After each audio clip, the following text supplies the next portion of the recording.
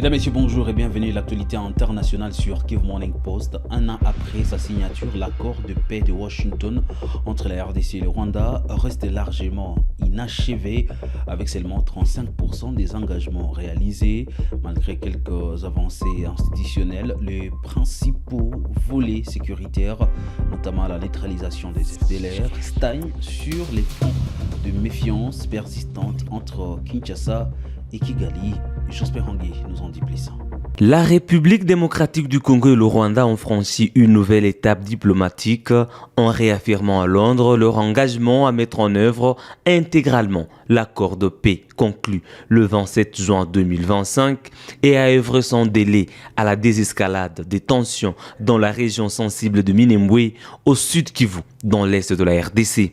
Cette avancée est intervenue à l'issue de la 6e réunion du comité conjoint de suivi de l'accord, un cadre de concertation réunissant les délégations congolaises et rwandaises ainsi que plusieurs partenaires internationaux dont les États-Unis, le Qatar, le Togo en qualité de médiateurs mandatés par l'Union africaine et la Commission de l'Union africaine.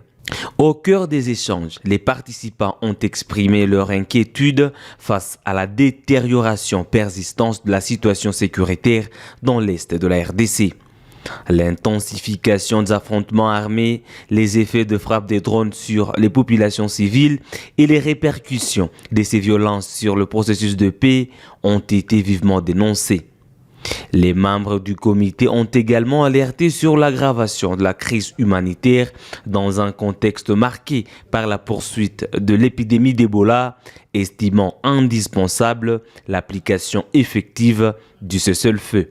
Kinshasa a présenté les progrès réalisés dans ces opérations visant à neutraliser les forces démocratiques de libération du Rwanda FDLR, tandis que Kigali a fait état des mesures engagées concernant le retrait de ses forces et l'allègement de son dispositif sécuritaire défensif. Les deux pays se sont en outre engagés à mobiliser leur influence auprès des acteurs présents sur le terrain afin de calmer les tensions à Minembwe. Ils ont également soutenu le déploiement accéléré de la mission élargie de vérification PLIS et convenu de renforcer à travers le mécanisme conjoint de coordination sécuritaire le partage des renseignements et la coordination des prochaines étapes liées à l'application des engagements pris à Washington. Un signal politique jugé important par les observateurs, Kinshasa et Kigali ont réaffirmé leur soutien aux discussions en cours entre le gouvernement congolais et la F-123 dans le cadre du processus de Doha. Les deux capitales ont par ailleurs promis d'éviter toute action, déclaration ou initiative susceptible d'alimenter les tensions ou de compromettre la mise en œuvre des accords de paix, y compris sur la scène diplomatique internationale. Cette nouvelle séquence diplomatique intervient alors que la situation sécuritaire se détériore davantage dans les hauts plateaux de Minembwe au sud Kivu, où les forces armées congolaises appuyées par l'armée burundaise ainsi que le Wazalendo intensifient des bombardements contre les positions des Twirwaneho alliés à la F-123 touchant des zones civiles. Toujours à l'international, des coups de feu et des gaz lacrymogènes ont été utilisés lors d'une manifestation à Nairobi. Les manifestants ont pris la fuite lorsque la police a dispersé le rassemblement avec des gaz lacrymogènes. Ils commémorent le 10e anniversaire d'un soulagement de la génération Z marqué par des protestations contre les difficultés économiques et la corruption, ainsi que contre des nouvelles taxes. À Nairobi, la capitale du Kenya, des manifestants prenaient la fuite ce jeudi alors que la police tirait des gaz lacrymogènes. Les manifestants commémorent le 2e anniversaire d'un soulèvement de la génération Z au cours duquel des milliers de personnes étaient descendues dans la rue pour dénoncer les difficultés économiques et la corruption avant de prendre d'assaut le Parlement pour obtenir l'annulation de nouvelles taxes.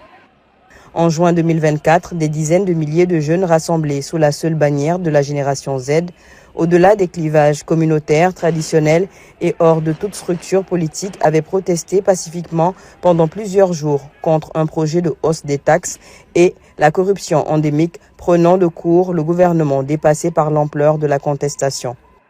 Le 25 juin, les rassemblements avaient viré au chaos à Nairobi lorsque des manifestants avaient pris d'assaut le Parlement. La police avait tiré à balles réelles.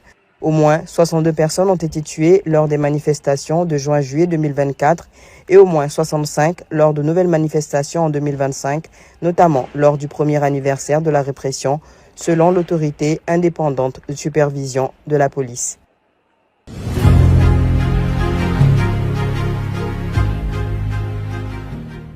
Le Sénégal s'appuie sur l'expertise française et celle du CNES pour renforcer la surveillance maritime, le contrôle des frontières et les communications sécurisées. Cette coopération vise à améliorer l'utilisation des technologies spatiales par les forces armées sénégalaises dans leurs missions de défense sénégalaise et de l'administration.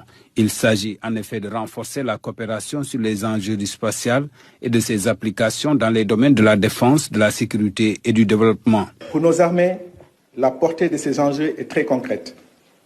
Il s'agit de la surveillance de nos vastes espaces maritimes, de la sécurisation de nos frontières et la lutte contre les menaces transfrontalières, de l'appui à nos opérations, de la maîtrise de nos communications, jusque dans les zones les plus difficiles d'accès. Le Sénégal a très tôt compris que l'espace n'est plus le domaine des grandes puissances. Dès lors, il s'est lancé dans la conquête spatiale avec le premier satellite Gaïndé-Sat.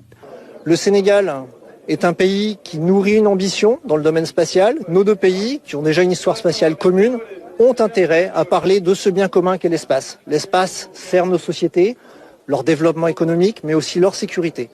On parle le même langage, on partage des objectifs. Et puis ensuite, il y a forcément dans la construction des capacités, ce que nous appelons le cycle d'Orez qui permet de déterminer des doctrines communes, des organisations communes, échanger sur ces organisations, échanger sur ces doctrines. Les conflits actuels ont montré l'importance des applications spatiales pour les opérations militaires. Pour une souveraineté spatiale sénégalaise, l'armée doit s'unir avec les institutions civiles. L'espace devient de plus en plus militarisé, avec des applications de plus en plus agressives. Et sur le long terme, c'est difficile pour une armée qui se veut moderne de ne pas être présente dans l'espace. Il s'agit pour nous de profiter de leur expérience et surtout d'être en mesure de planifier notre entrée dans le domaine spatial.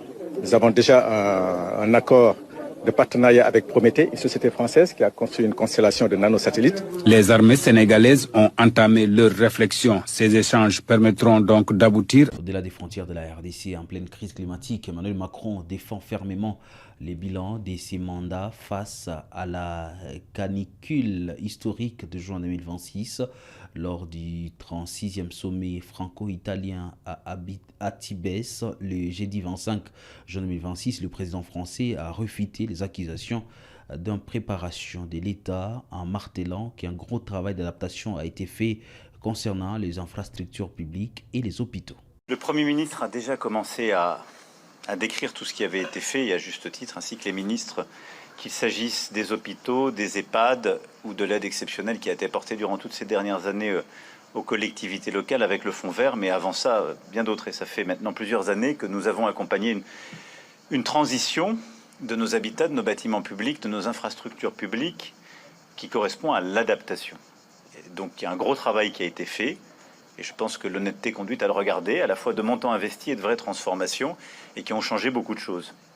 Qui ont d'ailleurs été accompagnés par l'engagement de beaucoup de nos fonctionnaires, dont je veux saluer le rôle, et d'élus qui ont vraiment fait un très gros travail. J'étais juste avant de vous rejoindre à Vélizy-Villacoublay, où j'ai vu le travail remarquable des équipes municipales très engagées.